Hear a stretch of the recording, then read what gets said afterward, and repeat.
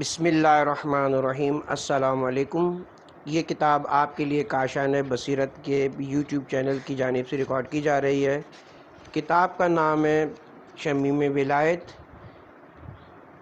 اب ہم کتاب کا پارٹ نمبر 5 پڑھیں گے، فصل اول ولایت در قرآن کا بقیہ حصہ، صفحہ نمبر 70، ولایت کے موانع۔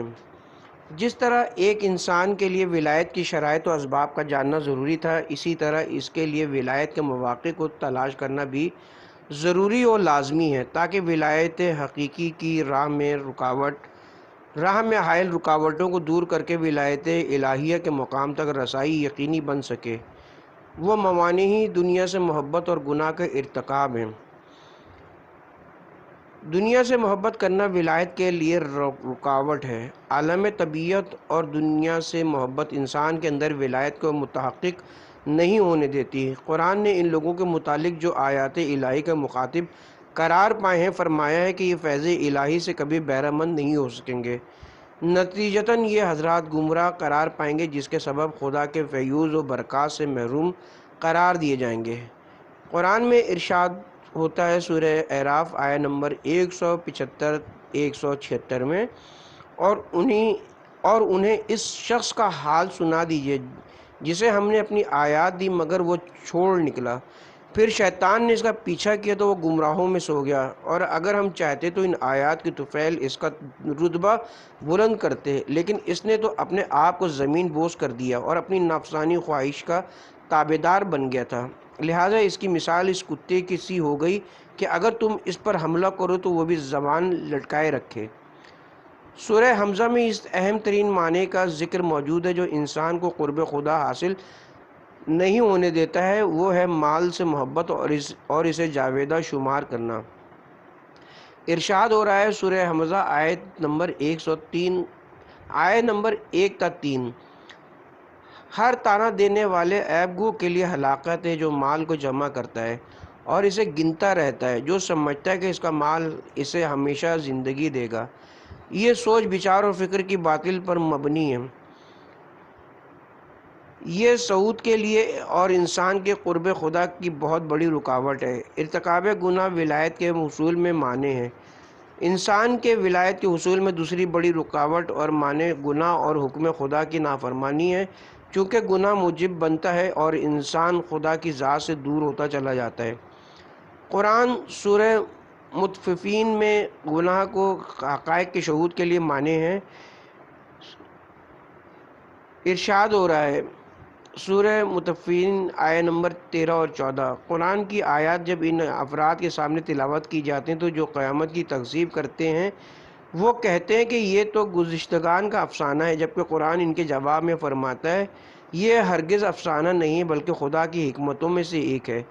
نقص اس میں ہے کہ وہ نہیں سمجھتے ہیں کہ اس کج فہمی کا سبب یہ ہے کہ ایسے افراد کی قلوب گناہوں سے زنگ آلود ہو چکے ہوئے ہوتے ہیں، جس نے ان کے دلوں کو آلودہ کر دیا ہوتا ہے، جبکہ ان کے دل کا آئینہ شفاف تھا مگر اسے آلودہ و کثیف کر دیا ہے، ورنہ اسرار عالم اس میں دمک اٹھتے۔ البتہ یہ تذکر یا نوٹ انتہائی لازمی ہے کہ گناہوں کی نوعیت مختلف ہوتی ہے۔ ہو سکتا ہے کہ ایک عمل اپنی ذات کی حد تک معصیت ہو، جیسے غیبت، جھوٹ اور دوسروں کے حقوق سلب کرنا وغیرہ، اور بعض گناہ ایسے ہیں جو فی نفسہ ہی اپنی ذات میں گناہ نہیں ہیں مگر چونکہ ان کے عامل نے انہیں خدا کے علاوہ کسی کے لیے انجام دیا ہے تو گناہ شمار ہونے لگے ہیں، جیسے وہ نماز جو ریاکاری سے ادا کی جائے۔ مختصر یہ کہ گناہ چاہے کہ کوئی بھی ہو انسان کی صمدیت کے لیے معنی ہے۔ جو بندہ صمد نہ ہو، اس کا دل جتنی بھی پرواز کرے وہ ولایت الہی کے عظیم منصب پر کبھی فائز نہیں ہو سکتا۔ اگر انسان ولایت الہیہ کے عہدے پر فائز نہ ہو تو پھر شیطان اس کی ولایت کو اپنے ذمے لے لیتا ہے۔ خداوند کریم سورہ محمد کی آیت نمبر 24 میں ارشاد فرما رہا ہے، کیا یہ لوگ قرآن میں تدبر نہیں کرتے یا ان کے دلوں پر تالے لگ گئے؟ سورہ محمد آیت نمبر 24۔ کیا وہ قرآن میں تدبر نہیں کرتے ہیں یا پھر ان کے دلوں میں کفر پڑے ہوئے ہیں؟ اس آیت سے یہ استفادہ ہوتا ہے کہ انسان کے دل پر گناہوں کے سبب کفر پڑ جائیں گے، اور جب دلوں پر کفر پڑ جاتے ہیں تو پھر معرف کو وہاں جگہ نہیں ملتی۔ دل معرف کو راستہ دینے کے لیے تیار نہیں ہوتا، ایسا دل وہم، خیال، مغالطات اور فضول باتوں کی آماجگاہ بن جاتا ہے۔ انسان جب وہم و خیال اور فضول باتوں کی آماجگاہ بن جاتا ہے تو وہ ولایت الہی سے یکسر محروم ہو جاتا ہے۔ قیامت کی یاد گناہوں سے دور رکھتی ہے۔ اگر کوئی انسان خود کو گناہوں سے محفوظ رکھنا چاہتا ہے اور خود کو مقام اخلاص تک پہنچانا چاہتا ہے تو ضروری ہے کہ وہ ہمیشہ اور برابر قیامت کو یاد کرتا رہے۔ قرآن کریم میں ارشاد ہو رہا ہے، حضرت ابراہیم علیہ السلام اور آل ابراہیم نے قیامت کو یاد رکھتے ہوئے دریائے نیل میں راستہ پا لیا تھا۔ اور ہمارے بندوں ابراہیم اور اسحاق اور یعقوب کو یاد کیجئے جو طاقت اور بصیرت والے تھے، ہم نے انہیں خاص صفت کی بنا پر مخلص بنایا، وہ دار آخرت کا ذکر ہے۔ سورہ صاد آیہ نمبر 45 تا 46۔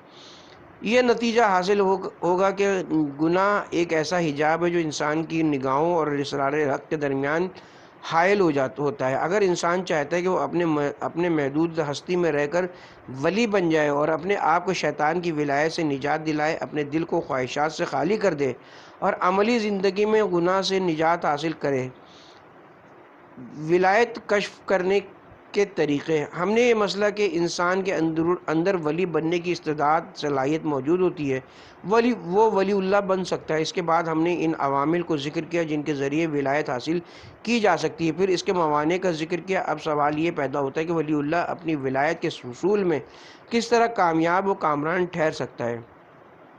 قرآن اور روایت نے اس سوال کا جواب دے دیا ہے اور اپنے بیانوں تو ارشادات میں اس سلسلے میں رہنمائی بھی فرمائی ہے، اس کے طریقے اور گر بھی سکھلائے ہیں کہ انسان اپنے آپ پر توجہ کر کے، اپنے بارے میں غور و فکر کر کے، بلکہ اپنے افکار و نظریات کے ذریعے ان خصوصیات کو ملاحظہ کر سکتا ہے اور اپنا تجزیہ و تحلیل کر کے اپنے ولی اللہ ہونے کو کشف کر سکتا ہے۔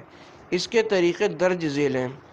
نمبر 1، غم و اندوہ سے چھٹکارا۔ قرآن کریم میں ارشاد ہو رہا ہے، سنو جو اولیاء اللہ ہیں انہیں نہ کوئی خوف ہوگا اور نہ وہ رنجیدہ ہوں گے۔ سورہ یونس آیہ نمبر 62۔ خدا کے اولیاء وہ لوگ ہوتے ہیں کہ ان کے اور ان کے رب کے درمیان کوئی حد فاصل نہیں ہوتا، ان کے اور ان کے خالق کے درمیان دل و قلب سے حجاب ہٹا دیا گیا ہے۔ وہ انسان اپنی معرفت، ایمان، اخلاص اور پاک عمل کے ذریعے دیکھتا ہے، اور وہ بھی اس طرح دیکھتا ہے اسے کسی قسم کے شک اور تردد کا سامنا نہیں کرنا پڑتا۔ تبھی تو انہیں خدا کی معرفت حاصل ہوتی ہے۔ وہ خدا کے لامتناہی وجود اور اس کی بے کرا قدرت اور کمال مطلق کا اعتراف کرتے ہیں۔ ان کی نگاہوں میں خدا کے علاوہ ہر چیز حقیر اور بے معنی سی ہوتی ہے۔ اگر وہ بحر اوقیانوس کو بھی دیکھ لے تو اسے ایک بے وقت قطرے سے زیادہ اہمیت نہیں دیتے ہیں، اور اگر خورشید بھی ان کے مقابل ہو تو اسے بھی ایک موم بتی سے اہم نہیں سمجھتے ہیں۔ ہمارے اس بیان سے بخوبی آشکار ہو چکا ہے کہ اولیاء خدا کے اندر غم و اندوہ نامی چیز کوئی نہیں ہوتی ہے، چونکہ ڈر اور خوف کی اصل وجہ یہ ہوتی ہے کہ جو نعمات اس وقت ہماری دسترس میں ہیں کہیں ان سے محروم نہ کر دیا جائے، یا پھر خطرہ محسوس ہوتا ہے اور مستقل اسے مسلسل خوف زدہ کیے رہتے ہیں۔ دکھ اور غم بھی انہی وسائل کے چھن جانے کا ہوتا ہے جن سے وہ فی زمانہ استفادہ کر رہا ہے۔ اولیاء خدا اور اللہ کے سچے دوست دنیا اور اس کے مادی وسائل کی فکر سے بالکل آزاد ہوتے ہیں۔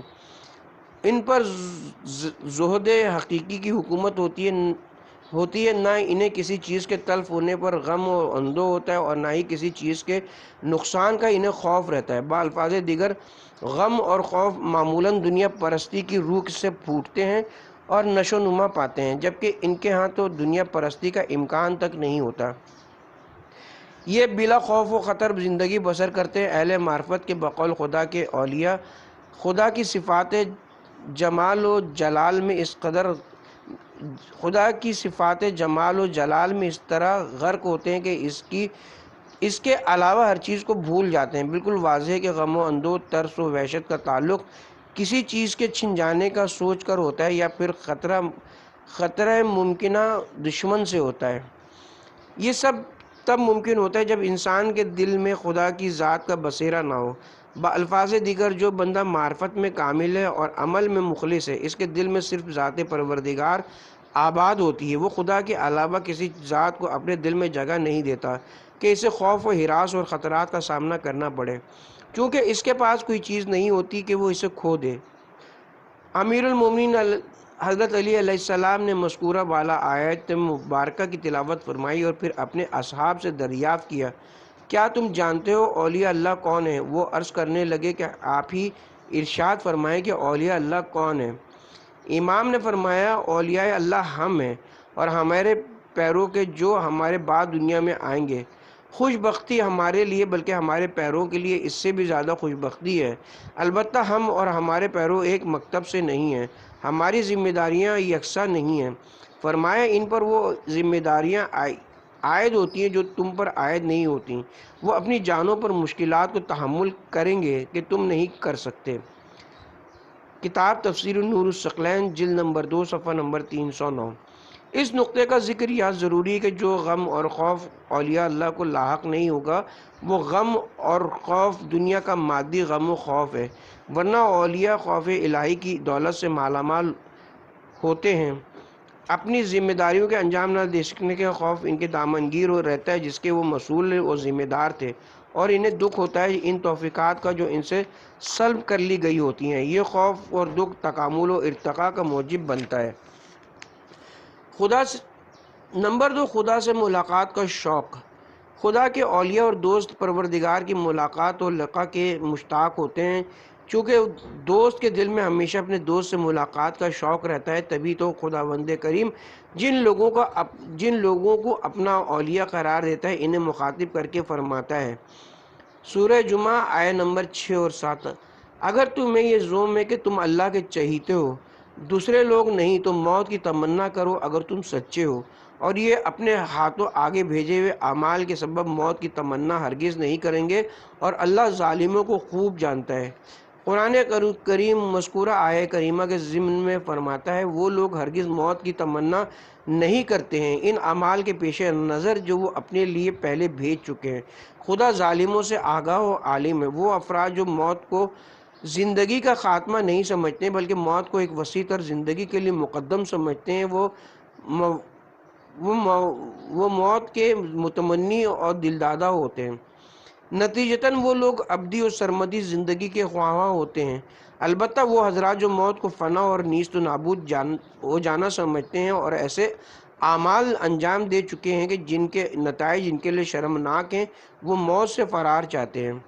مگر اولیاء خدا ایک تو موت کو فنا نہیں سمجھتے، نہ ہی انہوں نے اپنے ایسے اعمال انجام دیے ہوئے ہیں کہ جن کی عاقبت اور نتیجے سے خوفزدہ اور پریشان ہونا پڑے، تبھی تو وہ موت سے ڈرتے نہیں ہیں۔ نمبر 3، تسلیم و رضا۔ محاسن برقی حضرت امام جعفر علیہ السلام سے ایک روایت نقل کرتے کہ ایک شخص نے امام جعفر صادق علیہ السلام سے سوال کیا کہ پیغمبروں کو کیسے پتہ چلتا ہے کہ وہ پیغمبر ہیں؟ وہ کیسے متوجہ ہوتے ہیں کہ یہ جو جس چیز کا مشاہدہ کر رہے ہیں یہ نبوت ہے اور یہ نفسانی میلانات اور شیطانی وسوسے نہیں ہیں؟ حضرت امام جعفر صادق علیہ السلام نے فرمایا، ان کی نگاہوں کے آگے سے پردے اور حجابات ہٹا دیے جاتے ہیں، وہ ایسے کشف و شہود جن میں کسی کو بھی شک و ابہام نہیں ہوتا، ہر قسم کے اجمالات سے منزہ ہوتے ہیں، وہ اپنی نبوت و حقانیت کو پاتے ہیں۔ عقل مند اور ذہین راوی نے اپنے مولا کی خدمت میں عرض کیا، مولا، مومن کس لمحے اپنے ایمان کو سمجھ لیتا ہے اور سمجھ جاتا ہے کہ میں مومن ہوں؟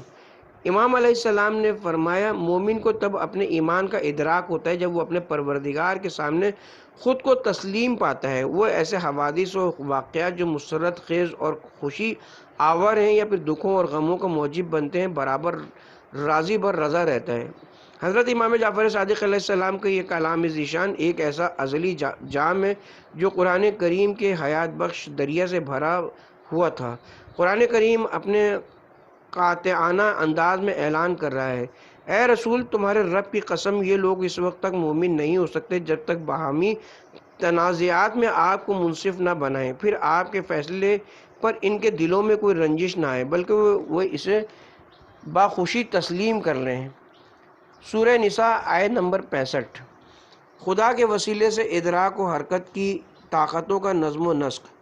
نمبر 4، حضرت امیر المومنین علیہ السلام نے اولیاء خدا کی بعض تحریکی اور ان کی قوتوں کا حضرت امیر المومنین علیہ السلام نے اولیاء سے خدا کی بعض تحریکی اور ادراکی قوتوں کا خداوند کریم کی جانب سے تدبر و تنظیم ہونے کی بعض نشانیوں اور امتیازات کا تذکرہ یوں فرمایا ہے: شبہ کو شبہ اس لیے کہتے ہیں چونکہ باطل حق کے مشابہ ہوتا ہے، مگر اولیاء کو شبہات کے پرتوں میں نور یقین سے ہدایت دیتا ہے۔ اس کی رہنمائی میں ہدایت کے مصر میں مستفید ہوتے ہیں۔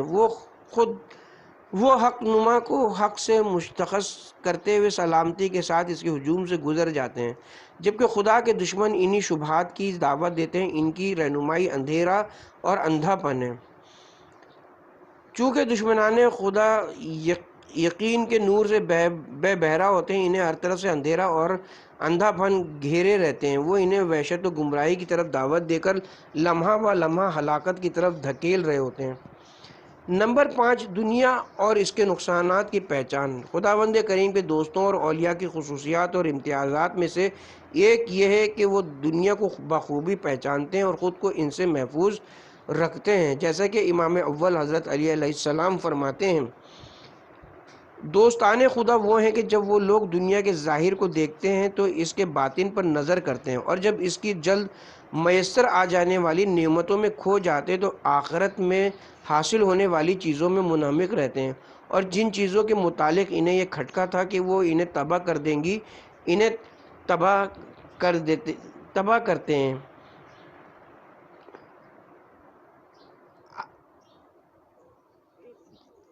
انہیں تباہ کر کے رکھ دیا، اور جن چیزوں کے متعلق انہوں نے جان لیا کہ وہ انہیں چھوڑ دینے والی ہیں، انہوں نے خود ہی چھوڑ دیا اور دوسروں کی دنیا زیادہ سمیٹنے کو کم خیال کیا اور اسے حاصل کرنے کو کھونے کے برابر جانا۔ وہ ان چیزوں کے دشمن ہیں جن سے دوسروں کی دوستی ہے، اور ان چیزوں کے دوست ہیں جن سے اوروں کو دشمنی ہے۔ ان کے ذریعے سے قرآن کا علم حاصل ہوا اور قرآن کے ذریعے کا علم ہوا، اور ان کے ذریعے سے کتاب خدا محفوظ ہے اور وہ اس کے ذریعے سے برقرار ہے۔ وہ جس چیز کی امید رکھتے ہیں اس سے کسی چیز کو بلند نہیں سمجھتے، اور جس چیز سے خائف ہیں اس سے زیادہ کسی شے کو خوفناک نہیں جانتے ہیں۔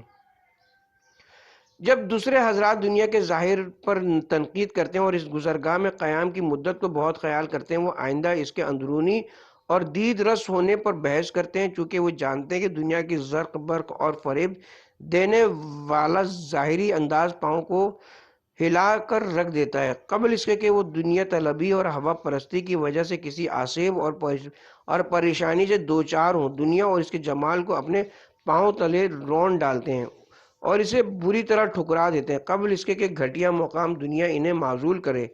یہ خود ہی اس کے گھٹیا اور زشت مقام کو چھوڑ دیتے ہیں۔ اولیاء خدا دیکھ رہے ہوتے ہیں کہ اگرچہ یہ بہت سو کو اپنے دام فریب میں جکڑ چکی ہوتی ہے اور اپنی تمام تر ارزش و قیمت کے ساتھ جلوہ نما ہوتی ہے، مگر در حقیقت یہ بے مول اور بے ارزش ہوتی ہے۔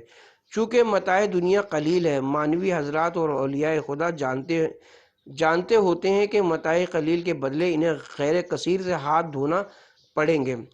اولیاء خدا دیکھتے ہیں کہ کون سی چیز لوگوں کے لیے امن اور راحت کا سبب بن رہی ہوتی ہے اور مصلحت کس میں ہے، اور جو چیز ان کی دشمن ہو اسے ترک کر دیتے ہیں۔ یہ صلح و صفائی کے دروازے سے داخل ہوتے ہیں۔ معرف قرآن انہی کے وسیلے سے جانے جاتے ہیں، چنانچہ اولیاء الہی کا علم قرآن سے ہوتا ہے، احکام قرآن انہی کے وجود سے قائم ہوتے ہیں۔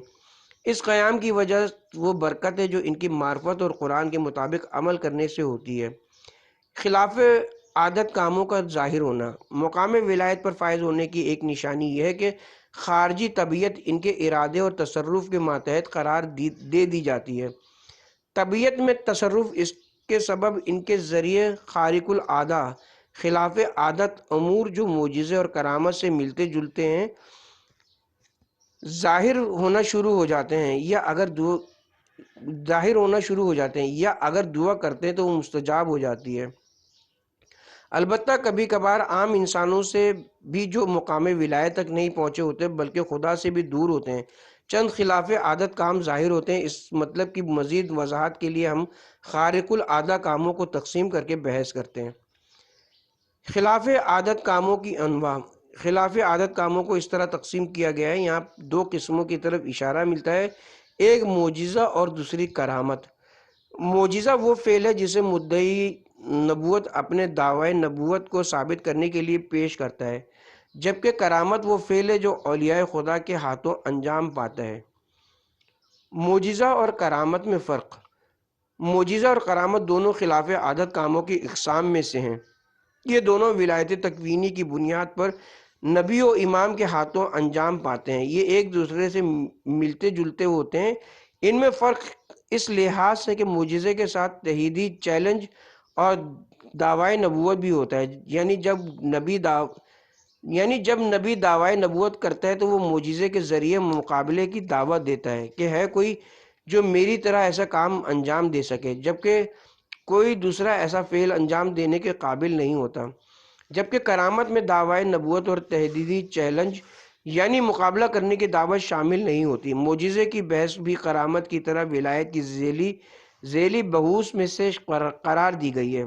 چونکہ یہ بحث کرامت بھی نبوت کی بحث سے ایک خاص نسبت رکھتی ہے، اس کی بازگشت بھی بہرحال مسئلہ نبوت کی طرح ہوتی ہے۔ بحث نبوت میں ہمیں معلوم ہوتا ہے کہ نبی ایک دعویٰ کرتا ہے اور ایک دعوت دیتا ہے، اس کا دعوی نبوت ہوتا ہے، جس کے ساتھ معجزہ بھی ہوتا ہے، اور اس کی دعوت توحید اور معرفت الہی کی جانب ہوتی ہے۔ اولیاء کی کرامت پر وارد ہونے والے اشکالات اور ان کے جوابات۔ اولیاء خدا کے ہاتھوں ظہور پذیر ہونے والی کرامات کے بارے میں بھی مناقشہ اور لے دے ہوئی ہے۔ اہم ترین اشکال یہ ہے، جب خارق العادہ کام جیسے کرامت وغیرہ اولیاء الہی سے صادر ہونے لگے تو پھر معجزہ جیسی چیز اپنی حقیقت سے دستبردار ہونے لگے گی۔ یوں نبی اور غیر نبی کے درمیان فرق معدوم ہوتا چلا جائے گا، جس کے نتیجے میں نبی اور غیر نبی کی شناخت مشکل ہو جائے گی۔ جواب یہ کہ ان دونوں کے درمیان واضح فرق موجود ہے کہ معجزے میں تحدید، چیلنج اور نبوت کا دعویٰ ہوتا ہے۔ یہ بہت بڑا فرق ہے، چونکہ جو بندہ ولایت کے منصب تک نہیں پہنچا، کرامت کا ظہور اس سے بالکل معدوم ہوتا ہے، اور ولی صرف نبی کی سکھلائی ہوئی تعلیمات کے مطابق عمل کر کے منصب ولایت پر فائز ہو سکتا ہے۔ بس جو شخص بھی صاحب کرامت ہے وہ نبی و پیغمبر کا مطیع و فرما بردار ہوتا ہے، نبی کی نبوت کا کلمہ پڑھتا ہے، اس کے پاس تحدید، چیلنج اور دعوت ہرگز نہیں ہوتی، جس کے نتیجے میں نبی کے علاوہ ولی سے کرامت کا ظہور ممکن ہوتا ہے۔ اس کے امکان پر بہترین دلیل کرامت کا وقوع پذیر ہونا ہے، چونکہ جب ہم طول تاریخ پر نظر دوڑاتے ہیں اور جو کچھ ہمیں روایات سے حاصل ہوتا ہے، اس کی روشنی میں کرامت کے ظہور پر بہت زیادہ شواہد موجود ہیں۔ یہ اولیاء اللہ کے ذریعے ظہور پذیر ہوئے ہیں جو نبی نہیں تھے، جیسے علم الکتاب کے ایک عالم نے تخت بلقیس حضرت سلیمان کی خدمت میں حاضر کر دیا تھا۔ چہارم، ولایت کی اقسام۔ ہماری گزشتہ بحث ولایت کیا ہے، اس کی حقیقت کیا ہے، نیز ولایت کے حصول کے کتنے طریقے کے متعلق تھی، جبکہ اب ہماری بحث اقسام ولایت کے عنوان سے شروع ہو رہی ہے۔ ولایت کی دو قسمیں ہیں، ولایت تکوینی اور تشریعی۔ اصل بحث میں داخل ہونے سے قبل ضروری ہے کہ ہم چند مطالب کا بطور مقدمہ پیش کریں۔ مقدمہ اول، معنی حقیقی اور اعتباری۔ اعتباری کبھی ایک حقیقی مسئلہ میں یا اعتباری میں موجود ہوتا ہے اور اس سے کام لیا جاتا ہے۔ کسی اصطلاح کے اعتباری ہونے کا مطلب ہے کہ یہ چیز بالفرض متحقق ہو رہی ہے، جیسے کہتے ہیں کہ ماہیت امر اعتباری ہے اور وجود امر حقیقی ہے، جبکہ اولاً و بالذات اس معنی کا تحقق وجود کے لیے ہوتا ہے، اور ثانیاً و بالعرض اس کا تعلق ماہیت سے ہوتا ہے۔ کہا جاتا ہے کہ نہر جاری ہے، جبکہ جو چیز در حقیقت بہہ رہی ہوتی ہے وہ پانی ہوتا ہے۔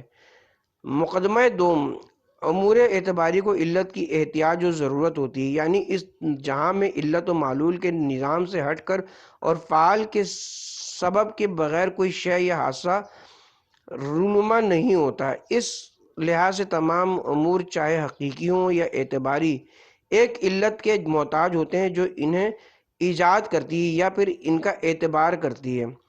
مقدمہ سوم سب امور کی صنعت اور نسبت خداوند کریم کی طرف ہوتی ہے۔ توحید ربوبیت کی بنیاد پر ہر چیز کی تخلیق اور نسبت خداوند سبحان کی طرف دی جاتی ہے، اور جو چیز بھی اس کائنات کی ہستی میں حصے دار ہے، چاہے وہ حقیقی ہے یا اعتباری، خداوند کریم سے مربوط ہے، اس کی موجد ذات خداوند کریم ہے۔